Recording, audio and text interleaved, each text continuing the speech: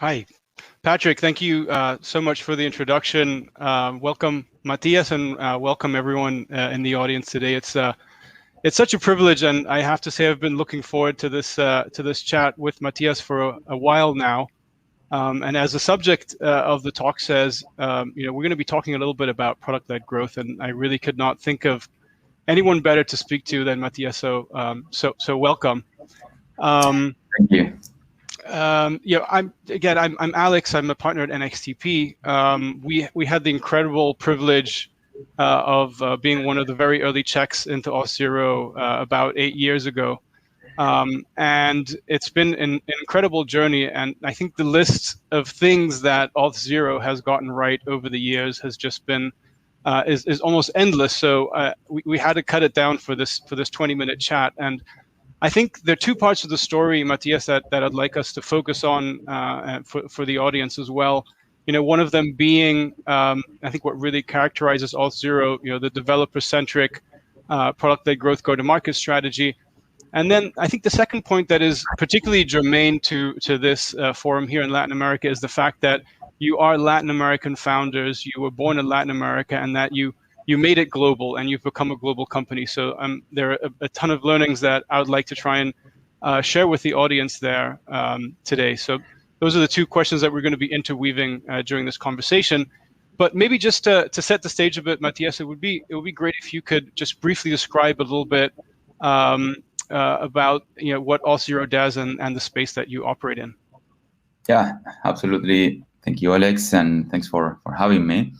Auth0 it's an authentication infrastructure company. We sell our service to companies who have developers who are building or are doing digital transformation, who want to become a software company themselves, and they are really busy working on doing that, and they don't want to spend time working on allowing their users to enter their application securely and easy. And that's what we focus on. That's what we specialize on. We are 900 people today. We started in 2013, have more than 12,000 customers and hundreds of millions in revenue these days. So yeah, that's a kind of a summary of what we do. That's great. I want to take us back just a little bit to the early days of Auth0, and as early stage investors ourselves in SaaS companies, I think the two issues that we help founders and we speak to founders with a lot, kind of early decisions that they make in their business, and this is a two-part question. The first part is when you're starting off a SaaS business, in Latin America. How do you decide whether you want to be a regional SaaS company or whether you want to go out and compete globally? And then the second part of the question is, if you do decide to go out and compete globally, like Auth0 did, what are some of what is the best way to organize that expansion? Do you have some advice on that? Yeah. So yeah, I think it really depends on the market and the type of company you're building. In our case, authentication is a global problem, right? Like every application in the world, no matter the industry, no matter the region, the geo, you have to solve for this problem, right? So that's kind of like the first dimension. To be honest with you, we were not like, when we started, we were not like, oh yeah, let's conquer the world with this idea, like it's super global, like let's do it. But we realized quickly that could be the case because, and that's kind of like coming back to the first point, the market. The market was still early, but kind of at exactly the right time in retrospect, because there was no other company doing what we were doing for developers, right? So I think if you decide going global, the first thing to realize is, okay, how's the market looking right now from a timing standpoint? Is it is there a place for me to do something global? Because of course, if you can do it global, then you have to do it, right? Maybe there are other companies, and in fact, in our case, there was another company that was doing something like this, but we thought that it was not, the best way to solve the problem. So we were not super conscious about it, but kind of the market pulled us in that direction in a way. The fact that my co-founder also lives in the US made that kind of a more easy route, because we started talking to customers in the US as well, and kind of to piggyback on the second question, what is the best way to organize expansion? The first deal that we had, enterprise deal that we had, was in Latin America, and that was a great anchor for us to show that we can sell to enterprises. It doesn't matter if it's Latin America, whatever. Right? It's an enterprise, and enterprises are complex. And if you can prove that you can sell to those companies, then that is a reference, right? And that is the anchor that you can use later on to continue selling outside the Latin America.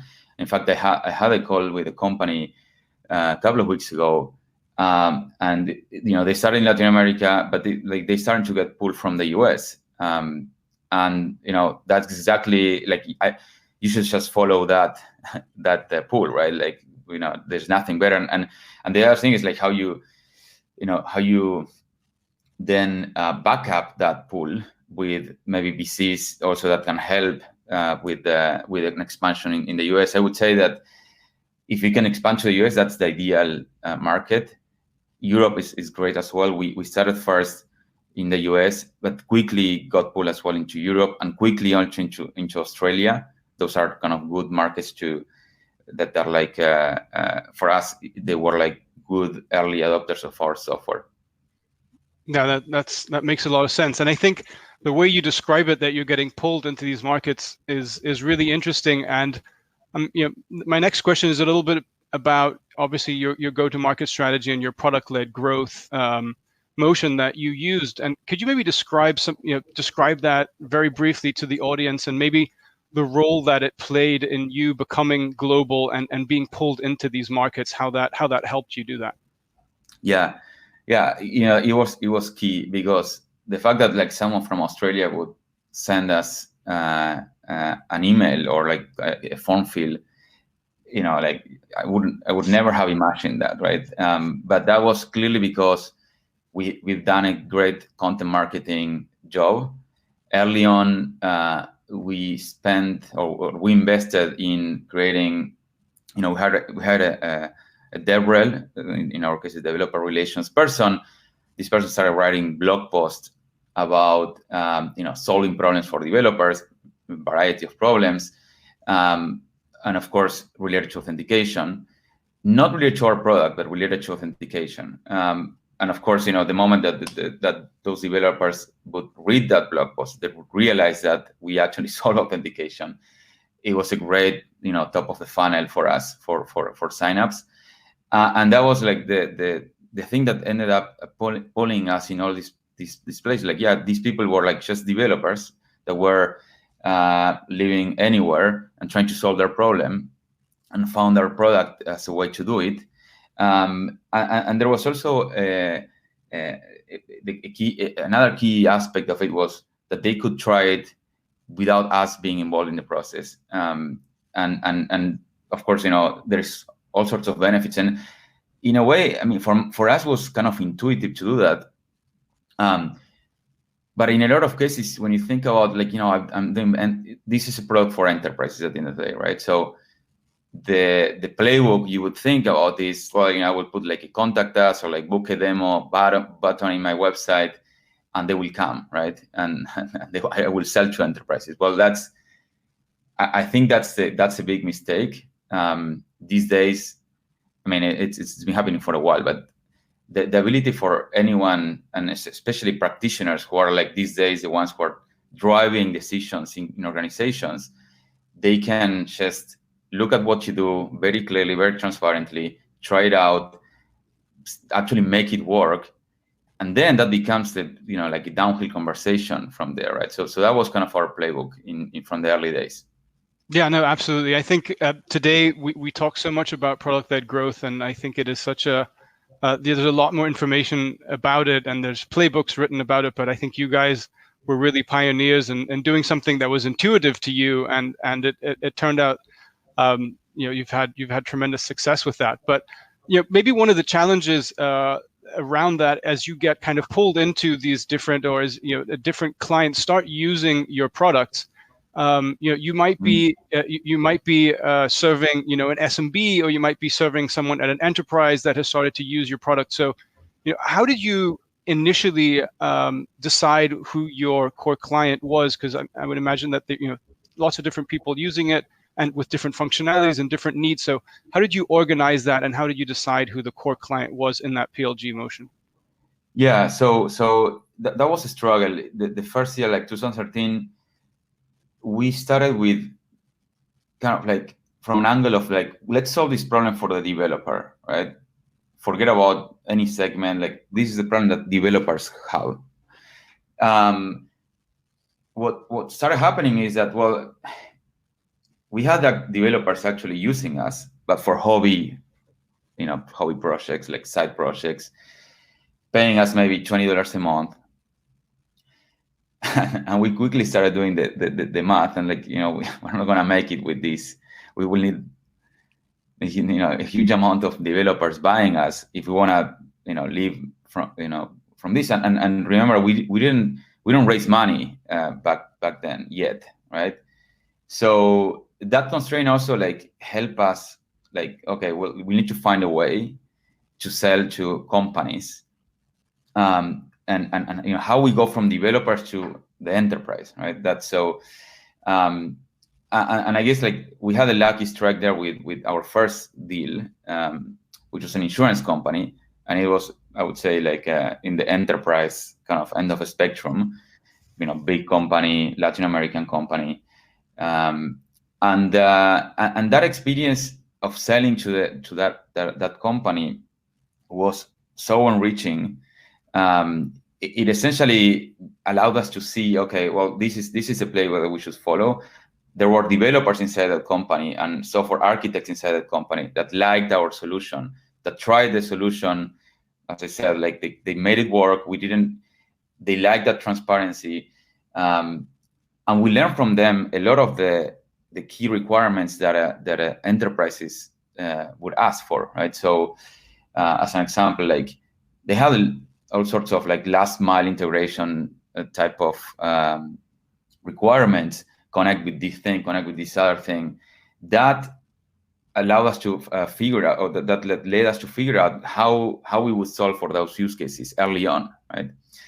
And we knew that like our segment from then on, would be these companies who have some complexity in their organization, and it wouldn't be like the kind of point and click SMB type of customer that would spend like $1,000 to $2,000 a year. We knew that like the type of company that we would target is like the one that can spend 20 to 100K a year. And that ended up like becoming our average kind of contract size is like 60K a year, and our biggest contract might be like 2 million a year later on, right? So we again we got pulled into that market because of what we were solving as well. We are at its core, this is an integration glue type of problem, right? Infrastructure, right? So sure. that was kind of like the pool. So just maybe just a follow-up question to that. So you enter the organization through the developers. What is the right way to think about it? That you then kind of layer on like an enterprise sales team once you've already penetrated the organization, or how do you start making the enterprise sale one? Yeah. So for us, again, like first year, it was like we did all ourselves, and it was key to do that as well. Kind of understanding the dynamics. Eugenio, my co-founder, was acting as like the sales engineer and the account manager at the same time.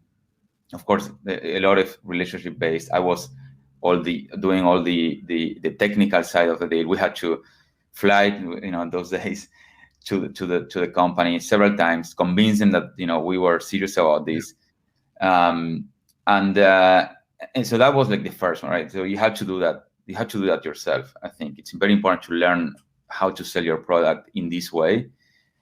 And then next year, after we raised this initial seed round, we hired like our first salesperson, but this wasn't our VP of sales. It was our it was like a great sales person that together with Eugenio, they would do like the duo that would go to every account. Eugenio would do like the magic, and then the guy would do the whole follow-up and like the relationship building, understanding how the organization works, the dynamics, and blah, blah, blah, right? So that was kind of how we started, like 2014. Once we raised the Series A in May 2015, that was we got to like $1 million ARR. That was kind of the mark. That's when we started looking for a VP of sales that would build the machinery in a way, right? Like the whole end-to-end thing. No, that makes a lot of sense. Matias, we have about 3 minutes left, so one last question, and I think I'd like to kind of get your perspective. And the question is, what do you know today about PLG and about building a PLG company and going global that you wish you had known, in 2013 and 2014 when you were just getting started? What advice would you give other founders today that are just getting started? I mean, I think today there is much more information about how to. There wasn't like this wasn't called product-led growth or anything. Like we kind of did it intuitively. I don't know why, but maybe because of this developer do-it-yourself type of attitude to everything. But these days there is a lot of like this talk on itself, right? Like there is a lot of information of how to build this type of company. I wish I would have known everything that we did intuitively. Like, okay, what's the actual playbook that I can read about? Back then was like the whole lean startup movement, and like which was kind of like starting to become the thing, but it was like a lot about like vanity metric versus not. And I think that the critical thing, if you are doing product-led growth but you want to also become a very profitable company and a successful company, maybe not profitable, is it's how to layer like the enterprise sales aspect of it, because it's true that like product-led growth is great, but then if you pour enterprise sales into it, it's just like it's a rocket ship. So and we didn't realize that early on. Like as I was saying, like do we go to developers? Do we go to the enterprise? What is the angle, right? Right. And I think if you understand that, first of all, like you have to build the product in a way, in my mind, that it's easy to use, it's easy to try. The pricing is transparent. It's an end-to-end experience that, again, we did it intuitively, but you have to be conscious about it and put a lot of effort and consciousness on it. And then, okay, how do I go now to enterprise once I have a good product, right? Sure. Because the good product is not enough. That's the thing, right? Like it's okay, it's great, but we will have sold to developers paying $20 a month, and we will haven't made to the point that we are today, right? So I think that like the understanding is critical. Absolutely. Matias, unfortunately, we're up against time. I did want to thank you once again for your time and great chatting, and I wish you all the best of luck in this new chapter of Auth0. We look forward to seeing a lot more successes, and best of luck to you.